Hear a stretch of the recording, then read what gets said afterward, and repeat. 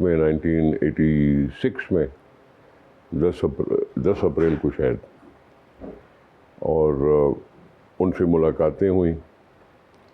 Peoples party نے بہت تکلیفیں برداشت کی تھیں اور وہ پہاڑ کی طرح، چٹان کی طرح مضبوط رہی. اور لوگ پیپلز پارٹی کے لیے کہتے تھے کہ پیپلز پارٹی کے ورکر آگ کے دریا سے گزر کے کندن بنے ہیں، اس وقت کہا جاتا تھا. اور یہ زمانہ تھا اس ملٹری ڈکٹیٹر کا جس کا نام ضیاء الحق تھا، اور اس کا مقابلہ کیا لوگوں نے، کوڑے کھائے، گولیاں کھائیں، پھانسیاں چڑھے، اور یہ سارا کچھ جو کچھ بھی تھا اس میں پیپلز پارٹی نے بہادری سے مقابلہ کیا. تو نثار صاحب، اس وقت کی سیاست زیادہ مشکل تھی یا آج کی؟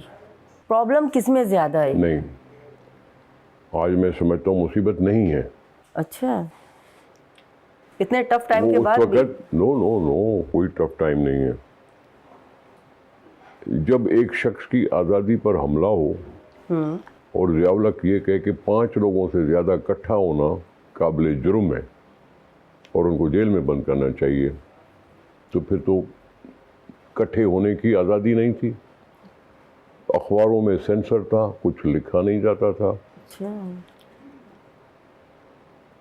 سیاست پر پابندی تھی.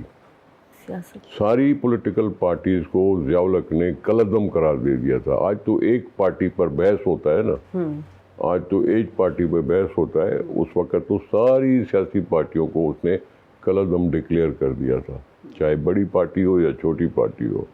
یعنی انسان کی آواز کو دبانے کا ہر حربہ جو استعمال ہو سکتا ہے وہ ضیاء الحق نے کیا تھا.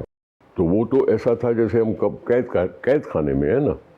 کانسٹیٹیوشن تھا نہیں جس میں لکھا ہوتا ہے کہ ہمیں رائٹ آف ایسوسیشن ہے، ہمیں رائٹ آف اسپیکنگ ہے، ہمیں رائٹ آف رائٹنگ ہے.